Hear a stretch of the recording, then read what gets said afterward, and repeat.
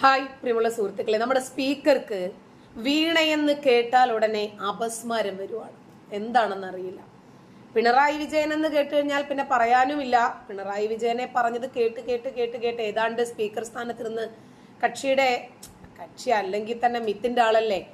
അപ്പോ മിത്ത് വിവാദം കൊടുത്ത സമയത്ത് പോലും അദ്ദേഹത്തിന് മിത്തായിരുന്നില്ല കൂടുതൽ പ്രശ്നം.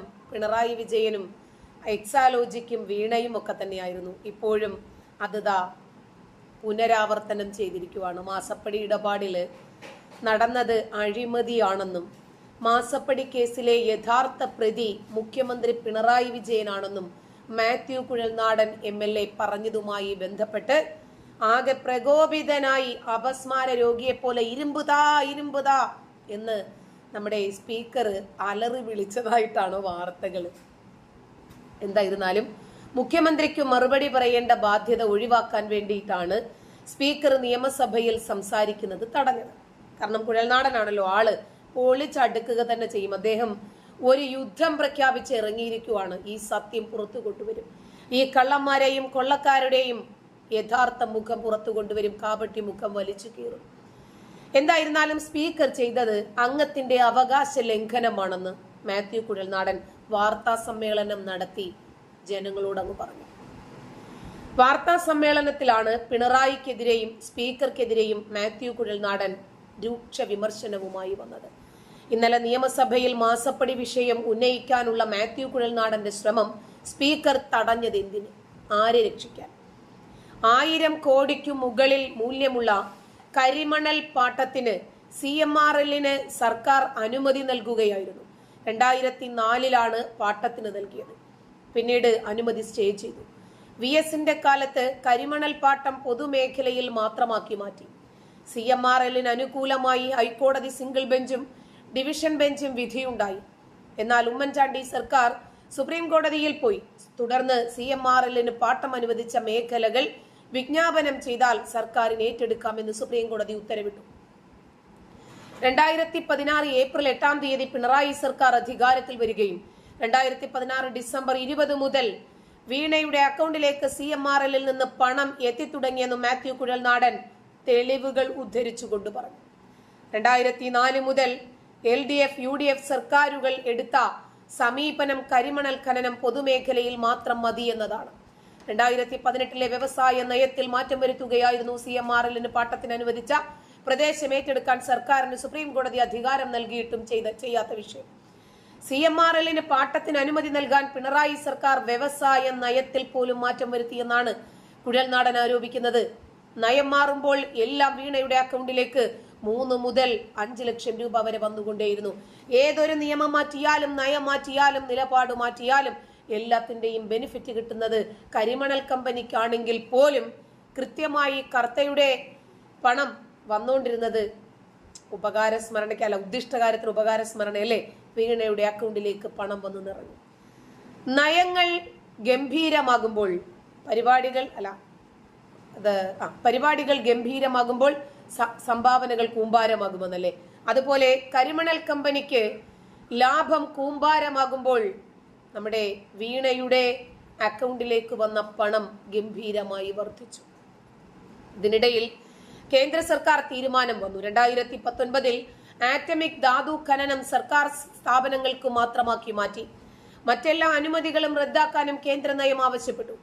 12/4/2019 CMRLനുള്ള പാട്ട അനുമതി റദ്ദാക്കുകയായിരുന്നു.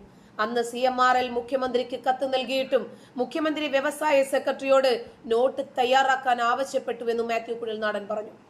CMRLന് കരിമണൽ ഖനന അനുമതി ഉറപ്പാക്കാൻ മുഖ്യമന്ത്രി ഇടപെട്ടു. CMRL നൽകിയ നിവേദനത്തിന്റെ അടിസ്ഥാനത്തിലായിരുന്നു ഇടപെടൽ നടത്തിയത്.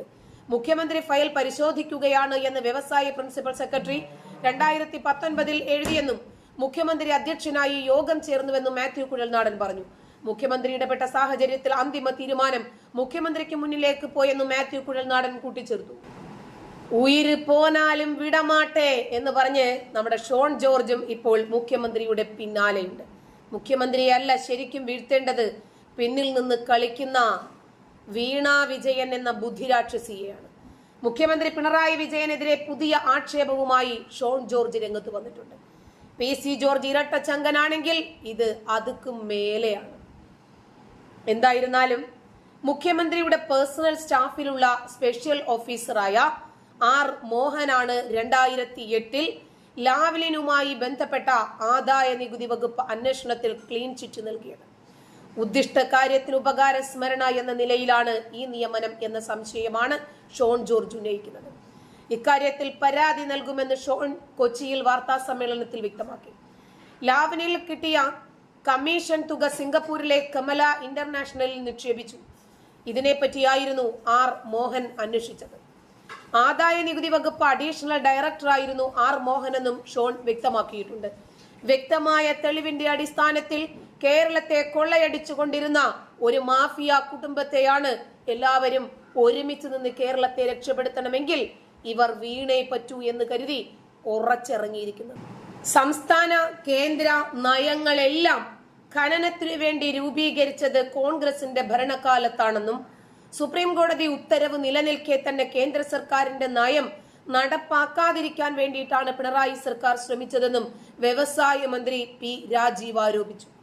കരിമണൽ കമ്പനിയായ CMRL-നായി പിണറായി വിജയൻ സംസ്ഥാനത്തിന്റെ വ്യവസായ നയം മാറ്റിയെന്ന മാത്യു കുഴൽനാടന്റെ ആരോപണത്തിന് മറുപടി പറയുകയായിരുന്നു അദ്ദേഹം. 20/10/2002 മൈനിങ് സ്വകാര്യ കമ്പനിക്ക് നൽകാമെന്ന ആദ്യ ഉത്തരവ് വന്നത്. 30/11/2002 കൂടുതൽ വ്യക്തത വരുത്തിയ ഉത്തരവിറങ്ങി. തുടർന്ന് 2004 സെപ്റ്റംബർ 15 ഖനനത്തിന് C കരാർ നൽകിയത്. ഈ UDF ഭരണകാലത്താണ്. പക്ഷേ ഇത് നടക്കുന്നത് പ്രതിഷേധമുണ്ടായതിനെ തുടർന്ന് നിർത്തിവെച്ചതാണെന്ന് മന്ത്രി വിശദീകരിക്കുന്നു. കുഴൽനാടനും നമ്മുടെ സ്വപ്ന സുരേഷുമൊക്കെ സത്യം വിളിച്ചു പറയുമ്പോൾ എന്തിനാണ് ഇവരിങ്ങനെ കുരുക്കൾ പൊട്ടിക്കുന്നത്? ഒരു സംസ്ഥാനത്തെ മുഴുവനും ഭരിച്ചു മുട്ടിച്ച ഈ കൊള്ളക്കാരുടെ യഥാർത്ഥ മുഖം, ഈ ഭരണകൂട ഭീകരതയുടെ യഥാർത്ഥ മുഖം പബ്ലിക്കിന് കാണിച്ചു കൊടുക്കാൻ കുഴൽനാടന്മാർ അവതരിക്കും. നിങ്ങൾ എത്ര താഴിട്ടവരുടെ വായകൾ മൂടിക്കെട്ടിയാലും ശരി, അതൊക്കെ പൊളിച്ചവർ പുറത്തു വരിക തന്നെ ചെയ്യും. ദാ ഇതുപോലെ ഞാൻ ആ വിഷയം ഒന്ന് അവതരിപ്പിക്കാൻ അല്ല, സ്പീക്കർക്ക് എന്തിനാണ് ഇത്ര കുരു പൊട്ടുന്നത്? കുഴൽനാടന്റെ റൈറ്റ്സ് ആണല്ലോ അദ്ദേഹത്തിന്റെ ടൈം അദ്ദേഹം യൂട്ടിലൈസ് ചെയ്യുക എന്നുള്ളത്. എന്തേ വീണ എന്ന് കേൾക്കുമ്പോഴും പിണറായി വിജയൻ എന്ന് കേൾക്കുമ്പോഴും നമ്മുടെ സ്പീക്കർക്ക് എന്തോ കുരുക്കൾ പൊട്ടുന്നുണ്ടോ?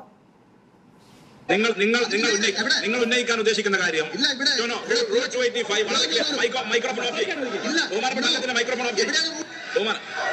വളരെ ക്ലിയറായി ചെയർ പറഞ്ഞ കാര്യമാണ്. രേഖകൾ ഹാജരാക്കണം. നിയമസഭയിൽ സംസാരിക്കാൻ പറ്റിയിട്ടില്ലെങ്കിൽ മാത്യു കുഴൽനാടൻ പറയുന്നത് എന്താണ് എന്ന് കേൾക്കാൻ കോടിക്കണക്കിന് ജനത ഇവിടെ കാതോർത്ത് കാത്തിരിക്കുന്നുണ്ട്.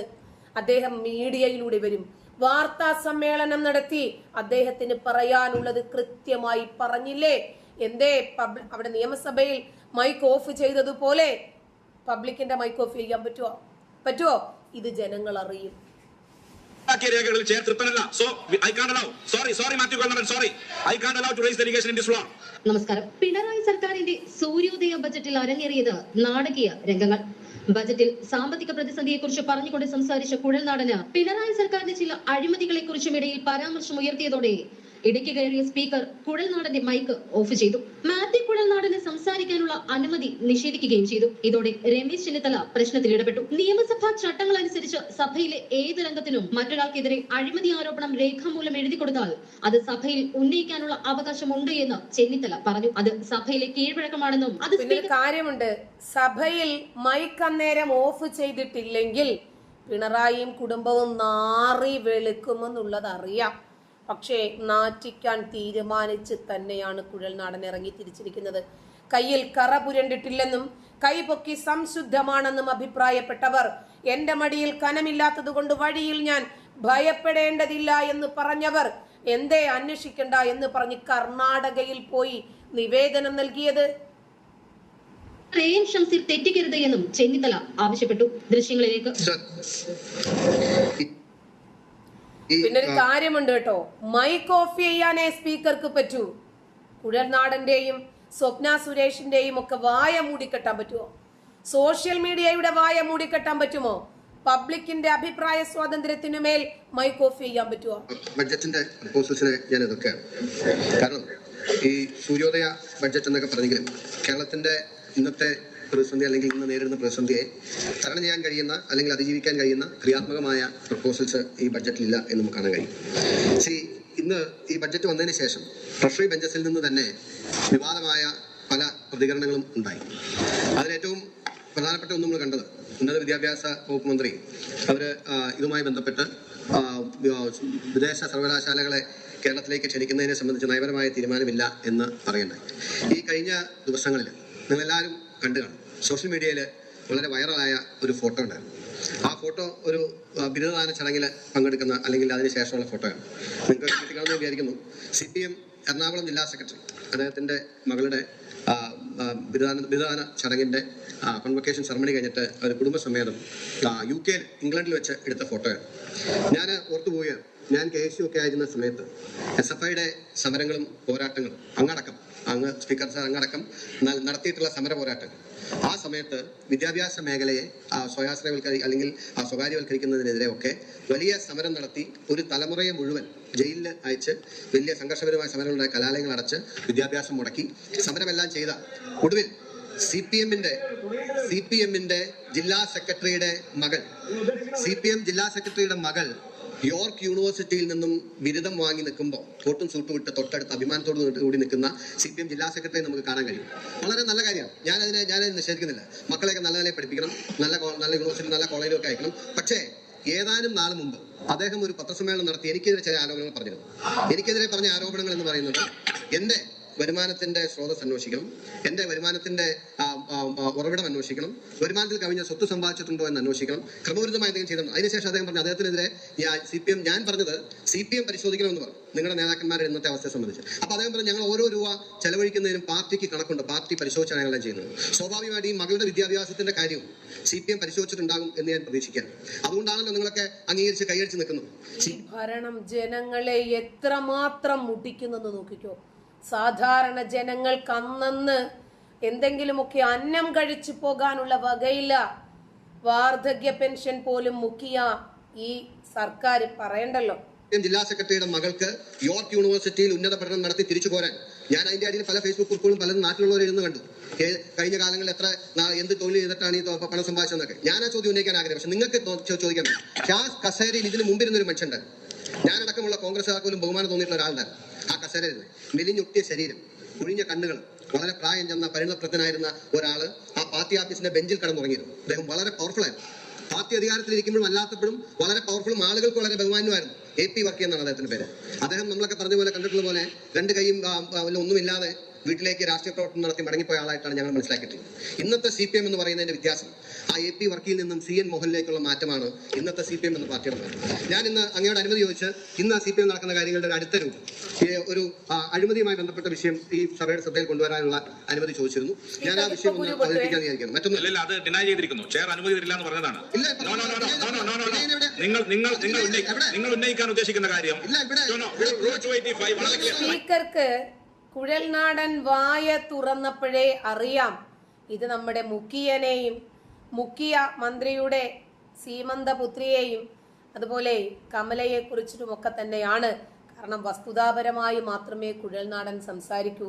അദ്ദേഹത്തിന്റെ സംസാരത്തെ ഓവർടേക്ക് ചെയ്യണം ഇദ്ദേഹത്തിന്. അതിനു വേണ്ടിയിട്ടാണ് ഈ നിശബ്ദമാക്കാൻ ശ്രമിക്കുന്നത് എതിർ ശബ്ദങ്ങളെ. വളരെ ക്ലിയർ ആയി ചെയർ പറഞ്ഞ കാര്യമാണ്. രേഖകൾ ഹാജരാക്കിയ രേഖകളിൽ ചെയർ തൃപ്തനല്ല. So I can't allow. Sorry Mathew ഗോൾഡൻ, സോറി ഐ കാണ്ട് അലൗ. നമ്മുടെ മിത്ത് സ്പീക്കർക്ക് എന്തിനാണ് ഇത്രയധികം കുരുക്കൾ പൊട്ടുന്നത്? എല്ലാവർക്കും വ്യക്തമാണ്. പണ്ടത്തെ പോലെ പൊതുജനങ്ങൾ കഴുതകളല്ല. ഇലക്ഷൻ വരട്ടെ, അവരുടെ സമ്മതിദാനാവകാശം ആർക്ക് എവിടെ എങ്ങനെ എപ്പോൾ കുത്തണമെന്ന് റേഷനരി കിട്ടുമ്പോഴേക്ക് കണ്ണുമഞ്ഞളിച്ചു പോകാത്ത മലയാളികൾ ഉണ്ടെങ്കിൽ അവര് തീർച്ചയായിട്ടും ഇതിന് മറുപടി പറയാതെ പോകില്ല. നന്ദി.